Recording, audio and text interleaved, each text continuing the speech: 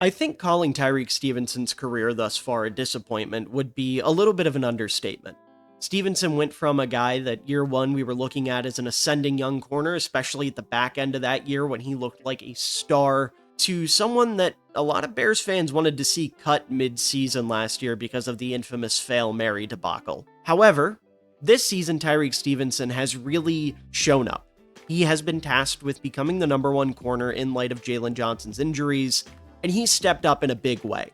Over Chicago's last two games, their 2 wins on the season, he has looked fantastic.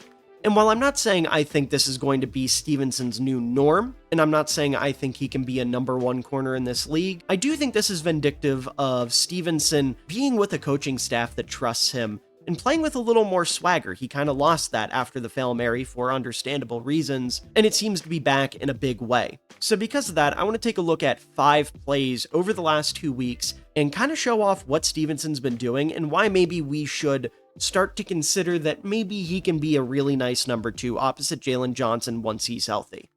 First play we're going to take a look at here, we've got Stevenson lined up in the box against the Dallas Cowboys, and this is going to be a great example of that confidence I was talking about. This play right here takes a lot of confidence to pull off, and he does a great job. Very early on in the game, second play from scrimmage for Dallas, the Bears had a bad first drive, and they need a turnover. So Stevenson's going to do some great stuff here. You see right away, the eye discipline is great.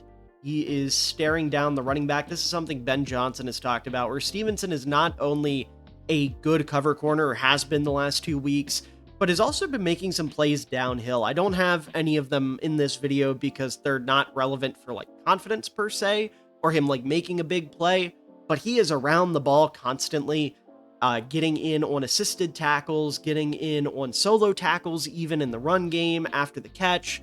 He's just throwing his body around, which has been really, really refreshing and really nice to see. But you see here, we're going to engage with the blocker. We've got Javonte Williams coming on through. Stevenson has his eyes on the prize the whole time here, and he's going to do a great job of disengaging, and he's kind of trailing in pursuit here.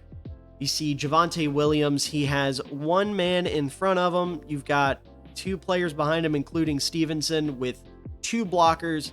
Javonte probably wants to run this up the sideline around his blocker here and make a play, but instead Stevenson's going to come up behind him, rip at the ball, and steal it away.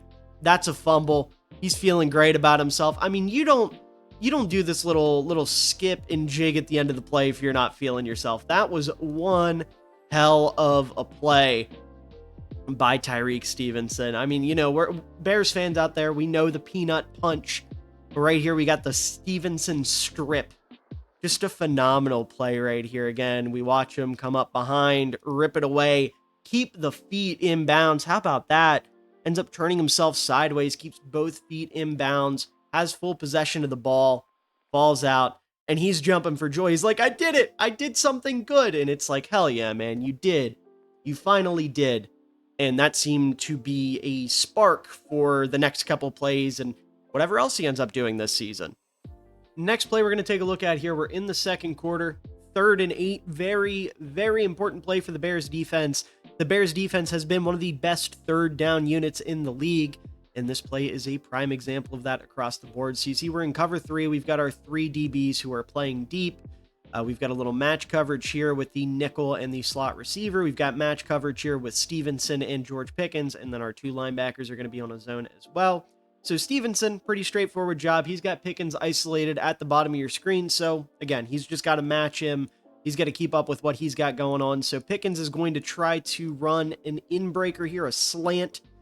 And Stevenson is all over that. You see from the moment the ball is snapped, he's on top of him. He flips his hips with Pickens perfectly. He stays with him. Eyes are on the quarterback. He sees that ball coming in. He jumps out in front, swats it up, almost intercepted twice there. Both Edmonds and Brisker had a chance to make a play on that ball. Unfortunately, neither one can, but we all know how this game ended in the grand scheme of things. This one isn't a big deal. Edmonds ended up getting 2 in his own right in this game. But just a really, really nice play there by Stevenson. Again, like I said, keeps up with the receiver, keeps up with Pickens perfectly, makes a play on the ball. Eye discipline was great there.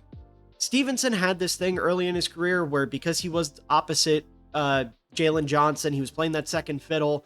He was really trying to bait quarterbacks and really trying to, just make plays on the ball because he knew he was going to get targeted, and that resulted in a lot of net negatives for Chicago's defense. Clearly, plays like this show you that Stevenson is not in that mindset anymore as Chicago's number one corner as things stand currently. It's a very good play, very smart heads up play. Watch it one more time again. Opens the hips, gets underneath Pickens. Great eye discipline. Right across the board from number 29. Last play we're going to take a look at from the Cowboys game. We've got the Bears in a little cover two man. As you see Stevenson on the bottom of your screen, covering Jalen Tolbert. You see we've got man-to-man there, man-to-man there. Got our safety splitting the field in half here, and then our two linebackers are playing a zone. We're going to bring Tolbert in motion, and then he is going to run an out route against Stevenson here. This is notable because, again, with man-to-man coverage, any sort of route that breaks in or out, any sort of route with a break, period, is going to be advantageous for the receiver because you have the potential to lose your man for a moment and create a little bit of separation. So once Dak recognizes that this is man-to-man, he is going to immediately put his eyes to Tolbert. You have a route that's going to clear out here, and then you're going to have that outbreaker, that out route, and Dak is going to try to attack that. He's under a little bit of pressure from Montez Sweat. He lets it rip. You see Stevenson does a great job not only sticking with the defender, but getting his eyes up and locating the football.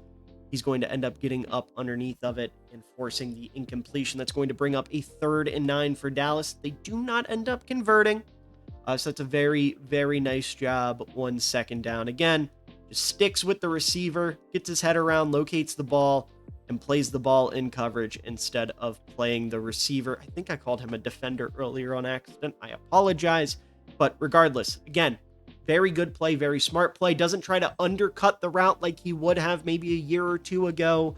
Doesn't try anything risky. He knows you want to just force the incompletion here. You are the guy they're relying on.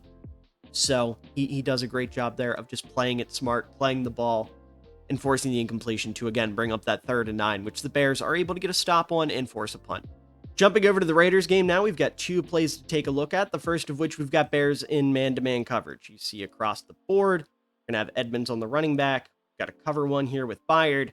And then we're sending a blitz. We have Brisker blitzing off the edge, and then it looks to me like Noah Sewell is trying to guard the tight end. The tight end stays to block. So Sewell does like a little delayed blitz and then ends up getting in there and making contact in the center. But either way, point is, we're in man-to-man coverage across the board. We're sending heat. Corners have to hold up. If the coverage busts, if one of these guys gets beat off the line, gets beat quick, especially because we're going to have some crossing routes in here, then that can spell disaster for Chicago because your only line of defense, God love him, is 32-year-old Kevin Byard, who by all accounts has been playing awesome this year. He's still 32. He's not going to keep up with some of these faster receivers.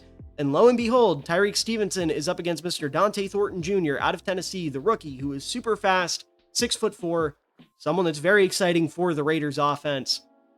So let's take a look at how he handles this assignment. We're going to send a man in motion. Stevenson does a great job opening his hips inside, puts himself on track. You see he tries to jam Thornton a little bit there, not full on, but just a little bit, that one hand. Tries to slow him down a little bit. And then right here is where disaster strikes. Stevenson runs into his own man. This isn't like a stupid play by Stevenson or anything. It's just the natural occurrence of things, right? These two are trying to stay on course. Kind of hard to do that when the routes overlap. It's a design in the play. And what's even worse for Stevenson is Geno Smith has realized this. His eyes are upfield, looking in front of Thornton, looking to place that ball out in front of him. And Stevenson does a great job keeping his eyes on Thornton. He sees Thornton starting to kind of open up. He's like, oh, Geno's looking this way. Okay, I need to lock in. Does a great job of getting himself back in place, jumps up, swats the ball, makes a play on it, and that's an incomplete pass.